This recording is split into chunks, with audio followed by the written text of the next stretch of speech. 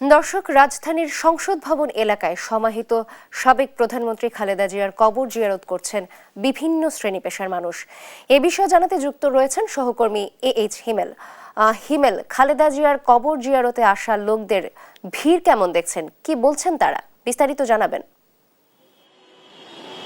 আপনি জানেন, গতকাল বেগম খালেদা জিয়াকে প্রেসিডেন্ট জিয়াউর রহমান কবরস্থান জিয়া উদ্যানে সমাহিত করা হয়। তারপর থেকে কিন্তু জনসাধারণ এবং দলের নেতাকর্মীরা কবর জিয়ারত করার জন্য আসছেন। আজও কিন্তু সকালের আমরা যেটা দেখছি, সকাল থেকে পর্যবেক্ষণ করছি, তবে আজ তুলনামূলকভাবে কম মানুষ লক্ষ্য করা যাচ্ছে এই সংসদ ভবন এলাকা ঘিরে। এবং আমরা যেটি দেখেছি যে জিয়া উদ্যানের যে প্রবেশ মুখটি রয়েছে, তেজগাঁ ট্রাফিক মোড় রয়েছে, সেখানে কিন্তু ব্যারিকেড দেওয়া হয়েছে এবং ভিতরে কিন্তু জনসাধারণদের উন্মুক্ত করা হয়নি এখনো। তবে তারপরেও কিন্তু কিছু মানুষ আসছেন এবং তারা চেষ্টা করছেন কবরে যেতে, তবে এখনো কিন্তু ভিতরে যাওয়ার অনুমতি হয়নি।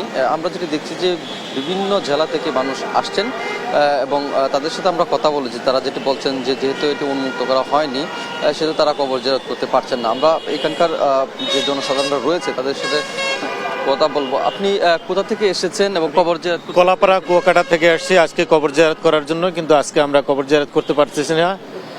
আমরা অনেক কষ্ট লাগতেছে, এখনো কবর জিয়ারত করার জন্য আমাদেরকে অনুমতি দিতেছে না। অনেক দূর থেকে আসছি রাত্রে, কালকে আমরা জানাজা আসতে পারি নাই, অনেক কষ্ট পেয়েছি। আজকে আসছি কবর জিয়ারত করার জন্য, আশা করি হয়তো কিছুক্ষণের মধ্যে আমাদের কবর জিয়ারত করার সুযোগ করে দেবে। ধন্যবাদ। আপনি একটু জানাবেন কোথা থেকে এসেছেন এবং কবর জিয়ারত? আসসালামু আলাইকুম রহমতুল্লাহ। আমি সিলেট চাতক থানা থেকে আসছি। কালকে আলহামদুলিল্লাহ এই জানাজায় অংশগ্রহণ করতে পারছি। আজকে সকালে আসলাম জিয়ারতের জন্য, সরাসরি করতে পারি নাই, এখনো অপেক্ষামান। আল্লাহ তাআলা বেগম খালেদা জিয়াকে জান্নাতুল ফেরদাউস নসিব করুক, আমিন। ধন্যবাদ।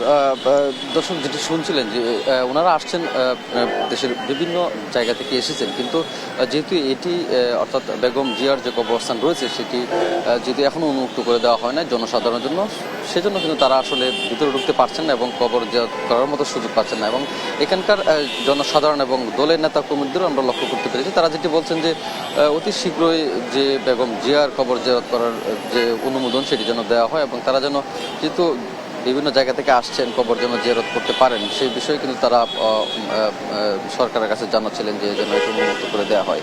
অন্যদিকে আমরা দেখেছি যে এখানে আইনশৃঙ্খলা বাহিনী কিন্তু বেশ তৎপর রয়েছে এবং তারা কিন্তু এই সংসদ ভবন এলাকা ঘিরে জিয়া উদ্যানের যে দুই পাশের রাস্তাটি রয়েছে প্রবেশমুখ, সেই দুটি কিন্তু ব্যারিকেড দিয়ে আটকানো রাখা হয়েছে।